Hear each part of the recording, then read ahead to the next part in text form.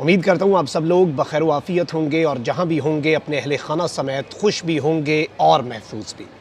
नाज़रीन कराम, एक जानिब तो मुज़ाकरात, मफ़ाहमत, कंसेंसस की तमाम तर ऑफ़र्स को कप्तान ने लात मार दी है, तो वहीं दूसरी जानिब अब आइंदा 24 घंटे इंतहाई अहम होने वाले हैं। नेशनल सिक्योरिटी कमेटी का कुछ दिन पहले इजलास हुआ और ये इजलास अब चंद दिन बाद दोबारा तलब कर लिया गया है। ये अनप्रेसिडेंटेड है, ऐसा नॉर्मली नहीं होता। और इस हवाले से मैं आपको ये बता दूं कि एक बहुत बड़ी खबर सामने आ चुकी है।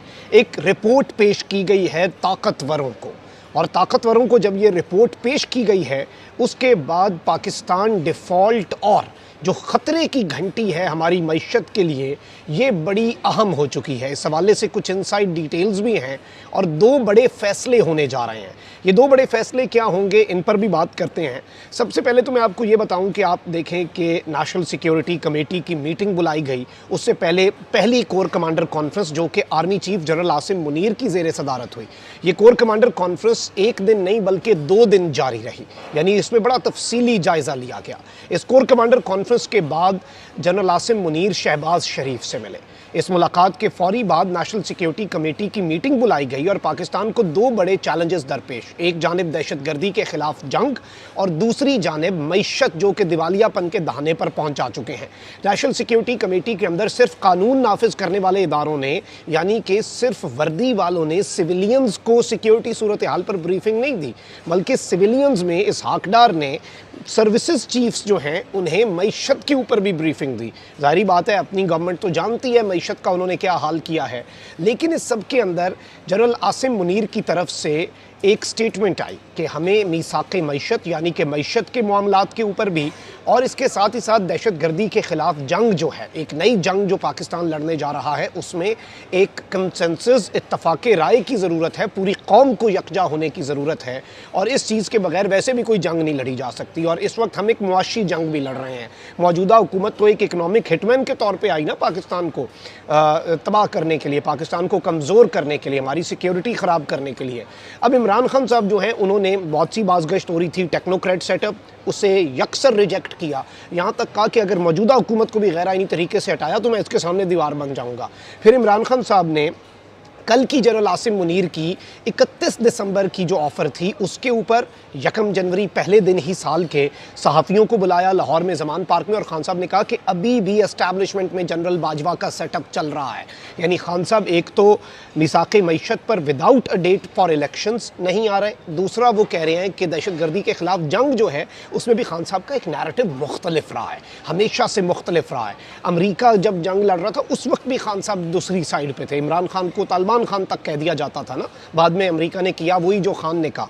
लेकिन अब यहाँ पर मैं आपको ये बता दूं कि एक जानिब तो ये सब कुछ हो रहा है, एक जानिब इमरान खान को तड़ियाँ लगाई जा रही हैं और इस मौके का फ़ायदा उठाया जा रहा है। याद सादिक ने स्टेटमेंट दे दी कि इलेक्शन जल्दी होने वाले नहीं, इमरान खान अपने ऊपर बनाए गए जो अब केसेस हैं वो भुगतने के लिए तैयार हो जाएं और अब हम पूरी तवज्जो केसेस पर रखेंगे। लेकिन हकीकत ये नहीं है, हुकूमत अब इस पोजीशन में नहीं रही कि वो इमरान खान के खिलाफ केसेस बनाए और केसेस परसू करे, क्योंकि कौमी सलामती कमेटी का इजलास कल दोबारा तलब कर लिया गया है। अनप्रेसिडेंटेड है, इसकी मिसाल नहीं मिलती, नॉर्मली ऐसा नहीं होता, नॉर्मली इस तरह की चीज़ें हमने नहीं विटनेस की। इतनी जल्दी बैक टू बैक कौमी सलामती कमेटी का इजलास चंद ही दिन के अंदर, जिसमें वज़ीर आज़म इसकी सदारत करते हैं, इसमें इंपॉर्टेंट मिनिस्टर्स बैठते हैं, इसमें आर्मी चीफ होते हैं, air chief, navy chief, DGISI और तमाम जो अहम तरीन स्टेक होल्डर्स हैं वो इस कौमी सलामती कमेटी के इजलास में बैठते हैं। और इस सब के अंदर मैं आपको ये बता दूं कि ज़राए के मुताबिक इजलास में अस्करी और सिविल हुक्काम शिरकत करेंगे और हसास इदारों के हुक्काम इजलास में मुल्क की सिक्योरिटी सूरत हाल पर ब्रीफिंग देंगे। ज़राए ने बताया है कि जुम्मे को हुए इजलास में ज़ेरे गौर आने वाली तजावीज़ पर अहम फ़ैसले मुतवक्के हैं। ये फ़ैसले उस दिन क्यों नहीं लिए गए और एक मौका क्यों दिया गया चीज़ों को, इस सब के अंदर मैं आपको ये बता दूं कि जो इम्पॉर्टेंट चीज़ है वो ये है कि ज़राए का कहना है कि कौमी सलामती कमेटी मुल्की मईशत और सलामती पर वाज़े गाइडलाइन की मंजूरी देगी, जबकि इजलास में दहशत गर्दों के खिलाफ फैसला कुन कार्रवाई की मंजूरी भी ली जाएगी। और 30 दिसंबर को एक कौमी सलामती कमेटी का इजलास हुआ। अब उसका भी ज़राए के मुताबिक चीज़ें आई, एलामिया नहीं आई, यानी बेनतीजा ही आप कह सकते हैं, कोई नतीजा खेजी उसमें नहीं आई। ज़राए के मुताबिक ये चीज़ उसमें डिस्कस हुई और इसमें तो कोई डिस्कशन की बात ही नहीं कि दहशत गर्दों के खिलाफ कार्रवाइयाँ तेज़ करें, दहशत गर्दी को रोकें। अब यहाँ पर एक बहुत बड़ा दावा आया है, notwithstanding Ishaq Dar briefing, यानी इसहाक डार ने जो पिछली कौमी सलामती कमेटी के इजलास के अंदर एक ब्रीफिंग दी, और इसहाक डार साहब तो मशहूर हैं लफ्ज़ों का हेर फेर, फिगर्स का हेर फेर, और ज़ुबानी जमा खर्च, और ये ऊपर रंग रोगन, अंदर से मईशत खोखली या ऊपर से रंग रोगन करके मंजन जो है वो इसहाक डार साहब तो बेच देते होते हैं, इस दफ़ा तो खैर वो भी नहीं कर पा रहे। अब इस सब के अंदर बहुत बड़ी चीज़ मैं आपके सामने रखने लगा हूँ, ये बहुत बड़ा क्लेम है, बहुत बड़ा दावा है कि इसहाक डार की जो ब्रीफिंग है उससे इख्तलाफ करते हुए नेशनल सिक्योरिटी कमेटी की मीटिंग कल बुला ली गई है, जिसमें क्रिटिकल डिसीजंस जो हैं, बड़े सख्त तरीन फैसले लिया जाएंगे, क्योंकि एक रिपोर्ट जो है वो पाकिस्तान का एक टॉप बैंक है, इस टॉप बैंक ने एक रिपोर्ट बनाई है और इसके अंदर इंटरनेशनल इकोनॉमिस्ट्स जो हैं, आलमी सतह के जो मईशतदान हैं, उन्होंने ये, यानी इसमें कोई आप ये नहीं कह सकते कि बायस्ड है या नहीं, इस तरह की एक रिपोर्ट बनाई गई है और इसके अंदर डिटरमिन कर लिया गया है, इस रिपोर्ट के अंदर ये हतमी इसके अंदर लिख दिया गया है कि Pakistan default on it's foreign that is inevitable sooner not later, यानी कि एक तो पाकिस्तान की जो फॉरेन डेट है, पाकिस्तान के ऊपर बैरूनी कर्जे हैं, उनमें हमारा डिफ़ॉल्ट लिखा गया है। जारी बात है, फैक्ट्स एंड फिगर्स हैं, ये मैथमेटिक्स होती है, आप अंदाज़ा भी लगा सकते हैं, नज़र आ रहा होता है। और उन्होंने कहा है कि अब ये देर से नहीं होगा, ये बहुत जल्दी होने जा रहा है, किसी भी लम्हे हो सकता है। मैं यहाँ पे पैनिक नहीं फैलाना चाह रहा, लेकिन मुल्क इस वक्त डिफ़ॉल्ट के दहाने पर है।